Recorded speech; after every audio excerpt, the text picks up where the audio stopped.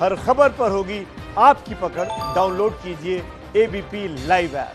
Corona virus का attack इस दुनिया के लिए एक ऐसी पहली घटना है जिसके बारे में कोई कुछ नहीं जानता था। जैसे हालात बन रहे हैं और जिस तरीके से हालात बन रहे हैं उसे देखते हुए तत्कालिक फैसले लिए जा रहे हैं। कुछ फैसले काम कर पा रहे हैं, कुछ फैसले नहीं कर पा रहे हैं। लेकिन प्रधानमंत्री नरेंद्र मोदी के फैसलों की तारीफ पूरी दुनिया में हो रही है। तो प्रधानमंत्री नरेंद्र मोदी कैसे फैसला ले रहे हैं, वो वर्क फ्रॉम होम कैसे कर रहे हैं, सूत्रों के हवाले से हमारे पास कुछ जानकारी आई है जो इस रिपोर्ट में आपके साथ साझा कर रहे हैं। कोरोना काल में प्रधानमंत्री नरेंद्र मोदी के काम करने के तरीके को बताती है रिपोर्ट। 3 मई तक हम सभी को, हर देशवासी को लॉकडाउन में ही रहना होगा। इससे लंबी लड़ाई है, न थकना है न हारना है। लंबी लड़ाई के बावजूद भी जीतना है। घरों से बाहर निकलने पर पूरी तरह पाबंदी लगाई जा रही है। संकल्प भी एक ही है, कोरोना महामारी के खिलाफ लड़ाई में विजय। कोरोना किसी एक देश के लिए खतरा नहीं है। जितना वो अमेरिका के लिए है उतना ही भारत के लिए भी है। जब एक देश के प्रधानमंत्री मदद वाला चेक लेते हैं और आइसोलेशन में चले जाते हैं, जब एक देश के प्रधानमंत्री कोरोना पर मीटिंग करते हैं और खुद संक्रमित होकर आईसीयू में चले जाते हैं, जब सुपर पावर अमेरिका के राष्ट्रपति को कोरोना का डर सताता है और 2 बार उन्हें टेस्ट कराना पड़ता है, तो ऐसे में मन में सवाल आता होगा कि हमारे प्रधानमंत्री इस वक्त किस तरह कोरोना को कंट्रोल करने की रणनीति बनाते होंगे। क्या पीएम नरेंद्र मोदी रोज अपने दफ्तर जा रहे हैं? क्या पीएम मोदी पहले की तरह मीटिंग कर रहे हैं? या पीएम ने लॉकडाउन में काम करने का स्टाइल बदला है? आज हम आपको यही बताएंगे। लेकिन आगे बढ़ने से पहले जान लीजिए कि कोरोना से लड़ने में मोदी के फैसलों को दुनिया कैसे देखती है। अमेरिकी एजेंसी मॉर्निंग कंसल्ट ने मोदी को कोरोना से लड़ने में नंबर 1 बताया है।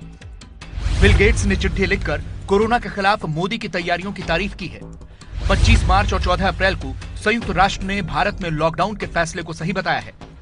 2 अप्रैल को WHO ने भारत की तारीफ करते हुए 1 करोड़ 70 लाख करोड़ रुपए के आर्थिक पैकेज को सही कदम बताया। यही नहीं, ऑक्सफोर्ड यूनिवर्सिटी ने भी कहा कि मोदी ने जो कदम उठाए वो 100% सही साबित हुए। तो दुनिया मान रही है कि कोरोना को खत्म करने के लिए भारत सही दिशा में काम कर रहा है। आज रात 12 बजे से संपूर्ण देश में संपूर्ण लॉकडाउन होने जा रहा है। देश में ये लॉकडाउन 21 दिन का होगा। इस ऐलान के साथ ही 25 मार्च से देश में 21 दिनों के लॉकडाउन और चैत्र नवरात्र दोनों की शुरुआत हुई।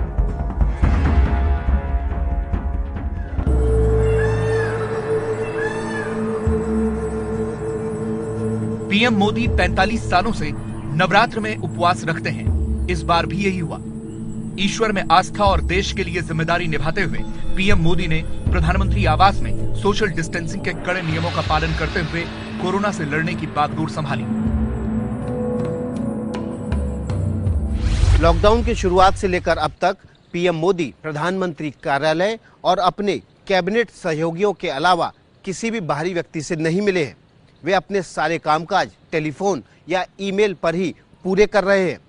इस दौरान वे अपने प्रमुख सचिव और प्रधानमंत्री कार्यालय के वरिष्ठ अधिकारियों के साथ टेलीफोन या ईमेल के जरिए ही संपर्क में हैं। बेहद जरूरी होने पर भी वे केवल अपने मुख्य सचिव से ही मुलाकात करते हैं। पीएम मोदी ने कड़ाई से लॉकडाउन के पालन की अपील की और खुद जी जान से अपनी टीम के साथ काम में जुटे रहे। कोरोना से निपटने के लिए पीएम मोदी ने 11 समूह बनाए हैं। इन समूहों में अलग अलग मंत्रालयों के सचिव शामिल हैं। एक समूह अस्पतालों में मरीजों की तुलना में 20 गुना ज्यादा बेड कैपेसिटी बनाए रखने का काम करता है। दूसरा समूह मेडिकल उपकरण के ट्रांसपोर्टेशन की जिम्मेदारी संभालता है। Basic principle is test, cure and ensure that mortality is very low. 3,773 ऐसे अस्पताल या फैसिलिटी हैं जिसको इसके लिए चिन्हित किया गया है, और अगर आप देखें तो टोटल आइसोलेशन बेड्स 1,94,000 हैं। पीएम मोदी ने एक साइंटिफिक टास्क फोर्स भी बनाई है। इसके प्रमुख हैं डॉक्टर विनोद पाल, जो नीति आयोग के सदस्य हैं। टास्क फोर्स का काम देश और दुनिया भर में कोरोना से जुड़ी रिसर्च पर नजर रखना है, लेकिन जब तक वैक्सीन न मिल जाए उसके लिए पीएम की अगुवाई में टेस्टिंग की रणनीति पर काम हो रहा है। Our testing strategy has been focused, targeted and continues to expand. So that is the strategy. And this, I must say, is an evolving strategy, because as we go on, we learn. हर दिन हम सीख रहे हैं, हर दिन हम सीख रहे हैं, अपनी स्ट्रैटेजी में बदलाव ला रहे हैं और इसको एक्सपैंड करते जा रहे हैं। प्रधानमंत्री मोदी कोरोना वायरस से जुड़ी अंतर्राष्ट्रीय रिसर्च पर भी पैनी नजर बनाए हुए हैं। जब WHO ने स्वस्थ व्यक्ति के लिए मास्क पहनने की जरूरत नहीं होने का दावा किया था, उससे पहले ही प्रधानमंत्री मोदी ने एक रिसर्च के आधार पर देश में सभी लोगों से मास्क पहनने की अपील की थी, और इसके लिए किसी भी साधारण कपड़े को मास्क बनाने की जरूरत बताई थी। इसके बाद प्रधानमंत्री मोदी जब भी टेलीविजन पर दिखाई दिए तो वे अपने चेहरे पर गमछा लपेटे ही दिखाई दिए। यहाँ तक कि प्रधानमंत्री मोदी ने अपने ट्विटर और तमाम सोशल मीडिया प्रोफाइल पर गमछा मुंह पर लपेटे हुए डीपी लगा ली।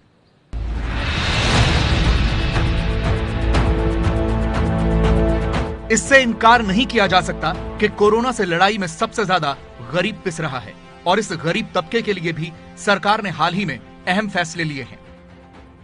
अब तक डीबीटी यानी डायरेक्ट बेनिफिट ट्रांसफर योजना से 30,000 करोड़ रुपए गरीबों के खाते में डाले गए हैं।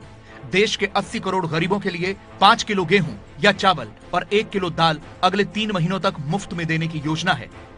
20 करोड़ महिला जनधन खाता धारकों को 500 रुपए मदद राशि भेजने की व्यवस्था की गई है। 3 करोड़ गरीब, विधवा और दिव्यांग जनों के खाते में 1,000 रुपए अनुदान की योजना भी है। पीएम किसान योजना के तहत 8.7 करोड़ किसानों को 2,000 रुपए की मदद भी की जाएगी। कोरोना पूरी दुनिया में फैला है, तो इस लॉकडाउन के वक्त पीएम मोदी एक अंतर्राष्ट्रीय नेता की भूमिका अदा कर रहे हैं।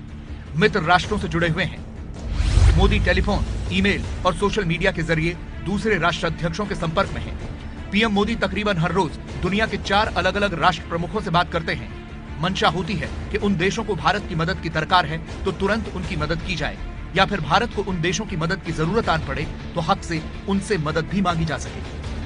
अगर वैश्विक तुलना हम करें तो we seem to be doing well so far with a strategy which is focused and very very intensely focused on the areas where we see a lot of positivity and action happening.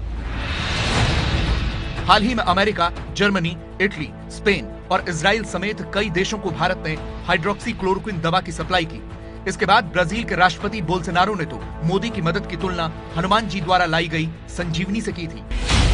PM Modi का feedback system बेहद मजबूत है। इस वक्त भी वो देश भर में रोजाना 100 लोगों से बातचीत करते हैं और कोरोना से जुड़ी तैयारियों का जायजा लेते हैं। इस बुरे दौर में देश के हर सेक्टर का हौसला अडिग रहे, ये जिम्मेदारी पीएम मोदी ने बखूबी निभाई। वीडियो कॉन्फ्रेंसिंग के जरिए वो उद्योगपतियों से मिले, समाचार जगत से जुड़ी हस्तियों से भी बातचीत की। बीमारी को सांप्रदायिक रंग न दिया जाए, इसलिए धर्म गुरुओं से भी संपर्क किया। देश का हौसला बनाए रखने के लिए खिलाड़ियों से भी आगे आने की अपील की। लॉकडाउन की वजह से देश को बड़ा आर्थिक घाटा उठाना पड़ रहा है। महंगाई हो, बेरोजगारी हो, उद्योग या फिर किसान, हर मोर्चे पर चुनौतियां सामने खड़ी हैं, लेकिन फिलहाल सरकार की कोशिश सिर्फ और सिर्फ देश के लोगों की जान बचाना है। निश्चित तौर पर इन लॉकडाउन की एक आर्थिक कीमत देश को उठानी पड़ेगी, लेकिन एक एक भारतीय के जीवन को बचाना, आपके जीवन को बचाना, आपके परिवार को बचाना, इस समय मेरी, भारत सरकार की, देश की हर राज्य सरकार की हर स्थानीय निकाय की सबसे बड़ी प्राथमिकता है